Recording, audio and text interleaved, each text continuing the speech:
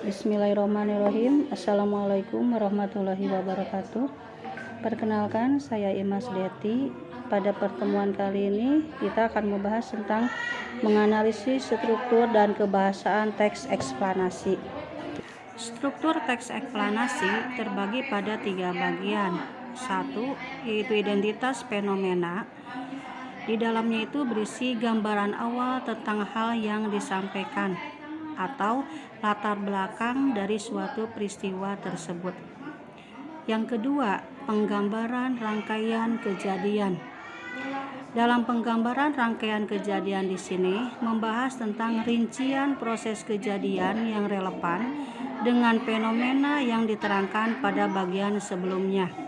Atau dalam penggambaran rangkaian kejadian di sini yaitu bisa dijelaskan tentang bagaimana proses dari kejadian tersebut. Yang ketiga yaitu ulasan.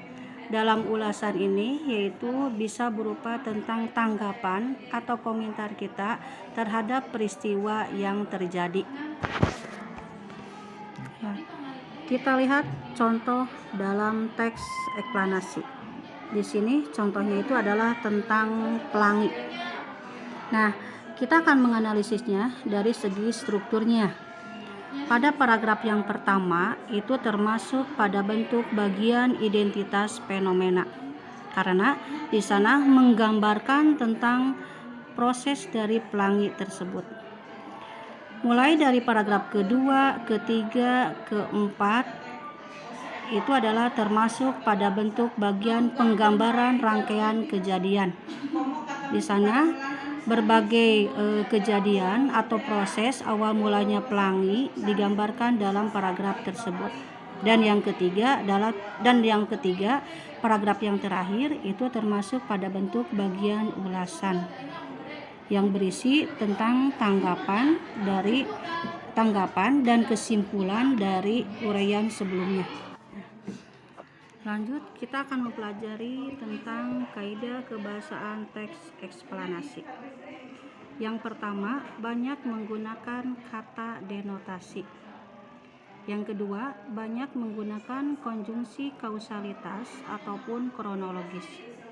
Contoh konjungsi kausalitas, banyak sampah yang menyumbat aliran sungai akan menyebabkan terjadinya banjir. Menyebabkan termasuk konjungsi kausalitas. Lalu contoh konjungsi kronologis, getaran bumi sangat kuat dan merambat ke segala arah sehingga dapat menghancurkan bangunan dan menimbulkan korban jiwa. Kaidah kebahasaan yang ketiga yaitu banyak menggunakan keterangan waktu pada kalimat-kalimatnya. Contoh keterangan waktu, mereka akan mengadakan perlombaan tenis meja 3 minggu lagi. Yang menunjukkan keterangan waktunya 3 minggu lagi. Lalu contoh yang kedua, pada zaman dahulu banyak orang berkirim surat dengan menggunakan burung merpati.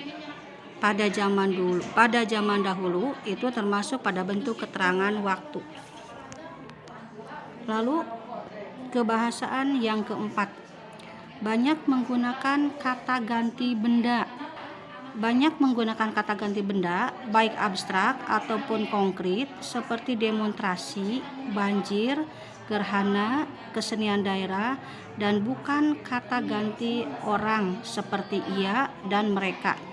Oleh karena objek yang dijelaskannya itu berupa fenomena tidak berbentuk personal.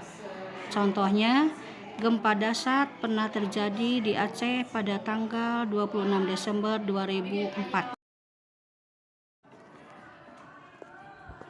Yang kelima yaitu banyak menggunakan kata kerja pasif.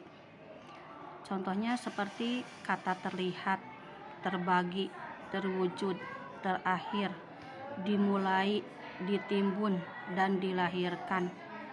Contoh dalam bentuk kalimat, banjir merupakan fenomena alam yang biasa terjadi di suatu kawasan yang banyak dialiri oleh sungai. Dalam kalimat tersebut yang termasuk pada bentuk kata kerja pasif adalah dialiri. Yang keenam yaitu banyak menggunakan kata kerja teknis atau istilah yang sesuai dengan topik yang dibahasnya. Contohnya, BNPB harus mengembangkan sebuah sistem mitigasi bencana yang dapat diaplikasikan langsung oleh masyarakat. Sekianlah pembahasan kali ini, semoga bermanfaat. Wabillahi taufiq wal hidayah. Wassalamualaikum warahmatullahi wabarakatuh.